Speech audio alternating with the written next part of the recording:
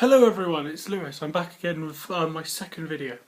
Now I've recorded this video like, I don't know, 4 or 5 times now at this point, and every time I've done it I've just been like, oh, I don't like it, or it's not good enough, and I've always found faults with it. So this time I'm just going to upload this one with whatever faults are in it, whether it means I say the wrong thing as I've already started to do, or whether I go completely blank and I'm stood there for a minute going, what do I say at this exact second? So you know, if it's not great, well then this is why. It's because I'm not going to.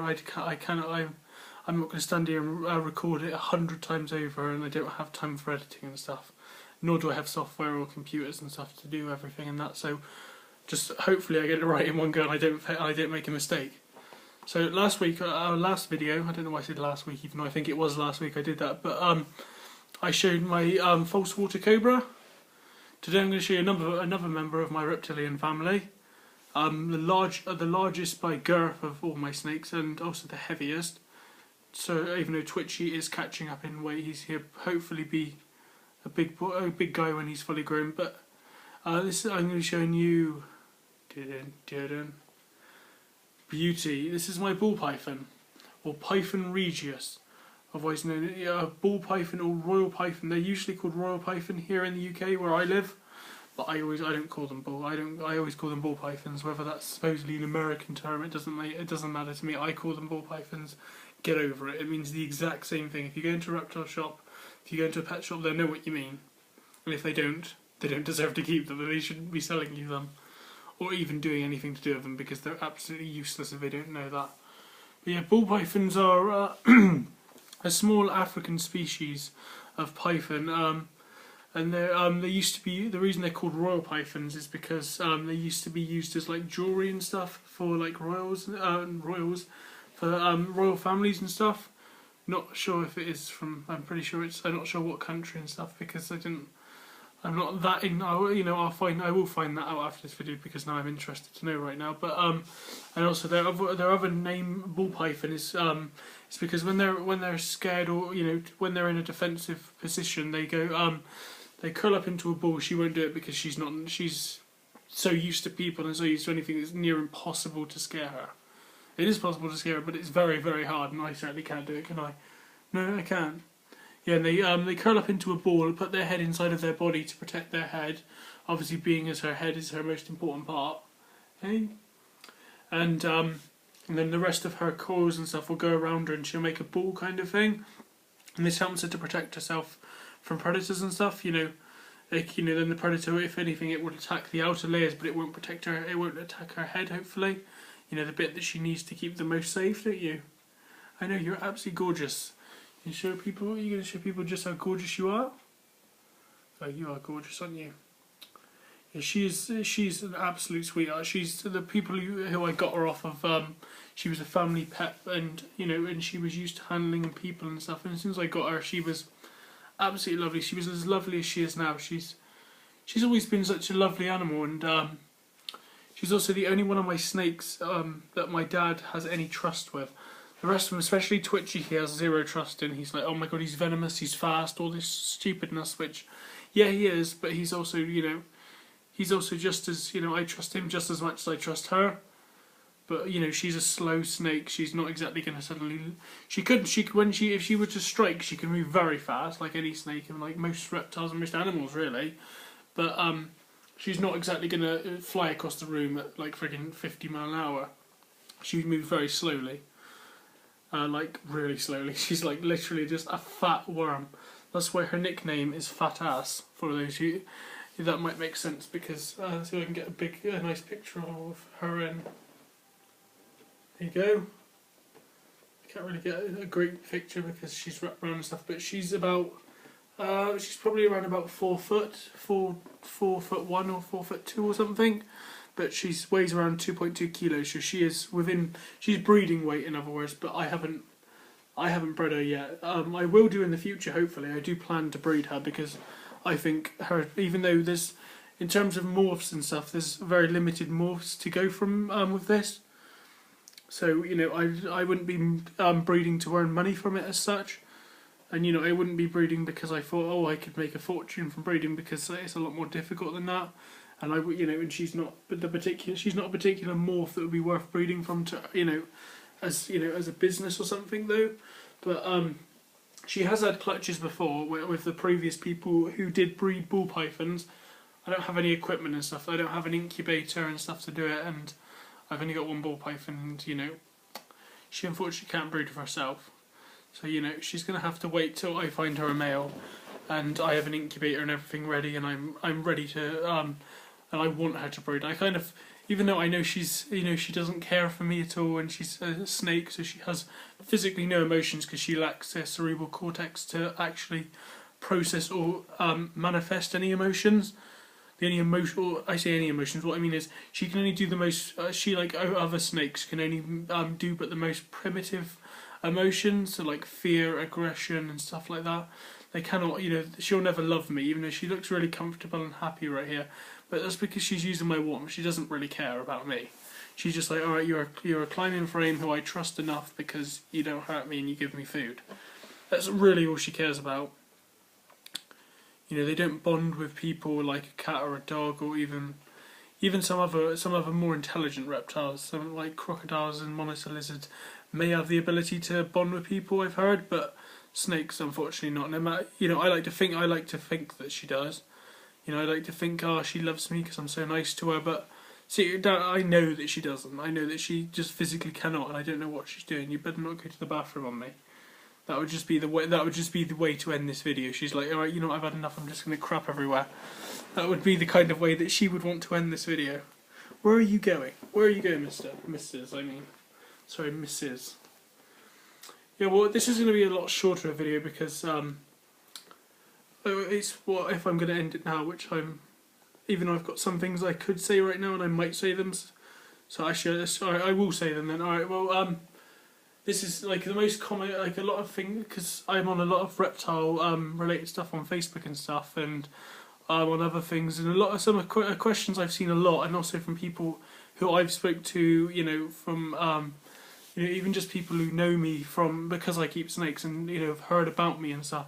Some people have come into it. I used to work in a pet shop down in Bridgewater where I used to live down in Somerset, and a lot of people some people were unsure, and a lot of new people are unsure what is the best beginner snake to keep. There's no such thing as a beginner snake as such, because all of them have their good and bad points. All of them are, they all have good points, they all have bad points. Some are just a no-go because you need a lot of experience to keep them. Maybe they have really particular husbandry that is so difficult to get.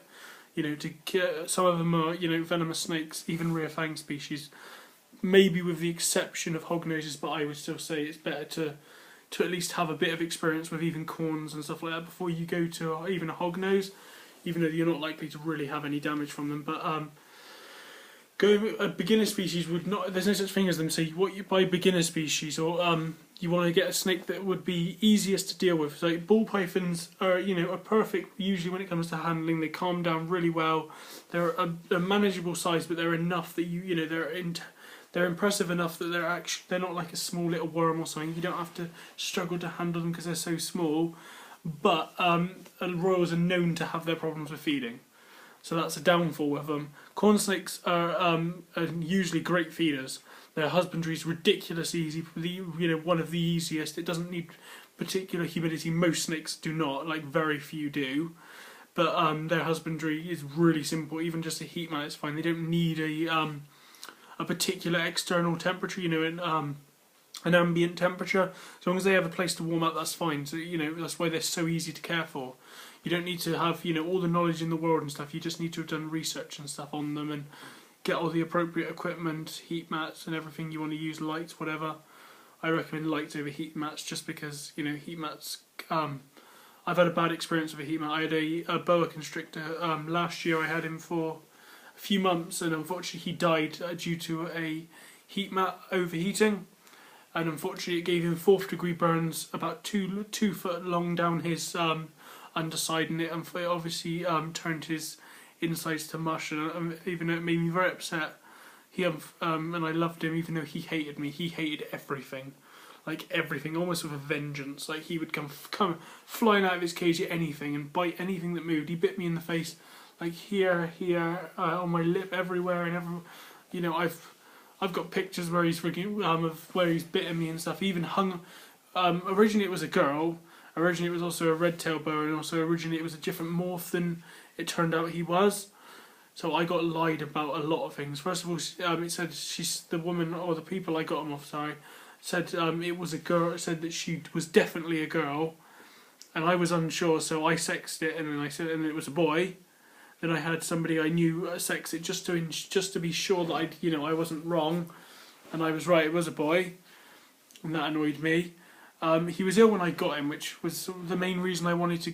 Which is the main reason I got him, because I felt horrible that they didn't take care of him at all, and because he had a tiny heat mat, probably about like yay big, like one of those tiny little heat mats for like really small starter kits and stuff, and for a boa constrictor who curls up to probably the size of that. He was like 5 foot nearly, and he wasn't particularly large, but he was large enough, and he had only a water bowl in there, literally, and then on the floor all there was paper towels and stuff, and that's no way to keep a snake. It was freezing cold, and I mean freezing. When I got it, I felt so horrible because when I went to go and collect it, the day I collected it, they put it into the bag. They insisted on putting him in the bag. And I checked him in the car, and I felt him, and oh my god, he was absolutely freezing, as if he might as well have been in a refrigerator, and it was absolutely horrible. And then I spoke to them about it and they said, oh, he was just thermoregulating. That's complete bollocks. They need to be able to heat up to thermoregulate. With a heat mat this big, if anything, all it's going to do is just end up causing burns and stuff because of thermal blocking and stuff.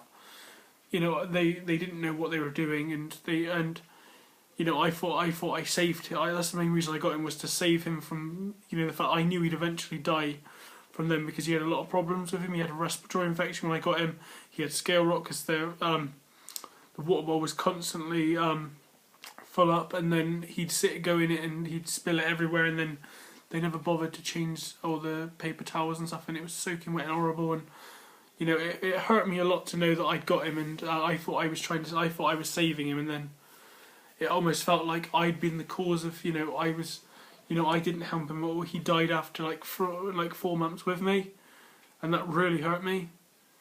But so I've gone off heat mats. I don't recommend heat mats to people.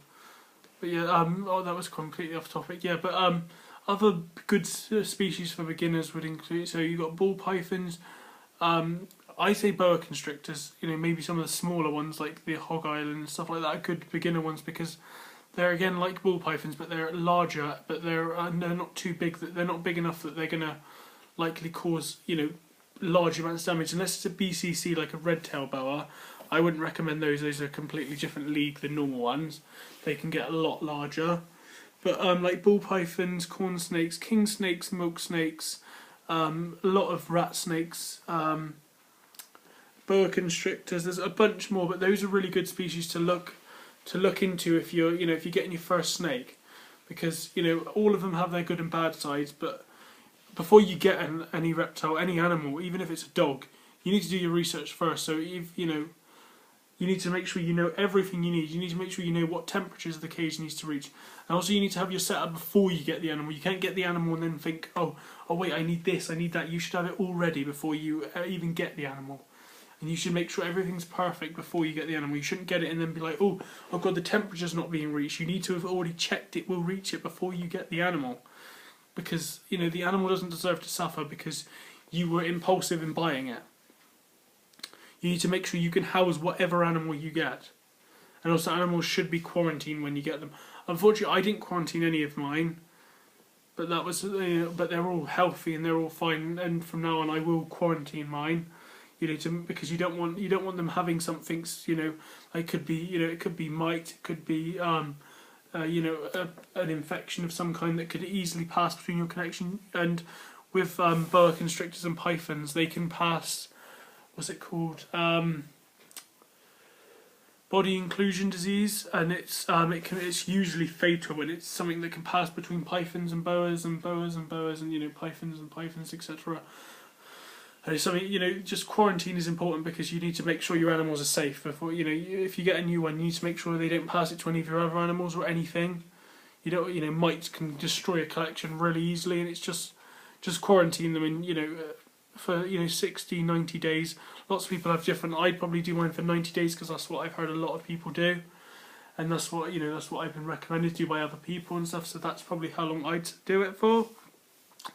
But unfortunately, I'm only stuck with 3 at the moment, even though I love them all so much.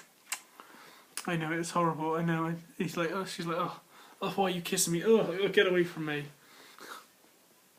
But yeah, I'm gonna wrap this up now because in a minute I feel like since it's been 15 minutes so far of recording, it's gonna go off in a minute. It always does. It will just go off in a minute, and then the whole recording will be cancelled, and then I'll be really annoyed. So yeah. Hopefully you enjoyed this video. I don't know how helpful it was because I'm pretty sure I went off onto every avenue known to mankind. I think what I need to do is I need to write on a piece of paper stuff I want to talk about, and also then a big reminder saying, Lewis, don't go off topic, because I'm going to go off topic constantly. Whatever comes into my mind, I'll just start talking about. So hopefully you enjoyed. If you please like, subscribe. I had 18 views on the first video, which. Yeah, that doesn't sound very much, but that is, that means people obviously like my content. Unfortunately, I didn't have any likes, so, I don't know if anything was good or anything was bad because there was no dislikes or likes. So yeah, if you could like my video, or if there's anything you want to, you need any help, with a specific subject, just put it in the comments, and I'll try and get around to answering your question. Alright, I'll say goodbye, beauty, to maybe not your fans. They are your fans. They're not here for me. They're only here for you and Twitchy and stuff. Goodbye, everyone.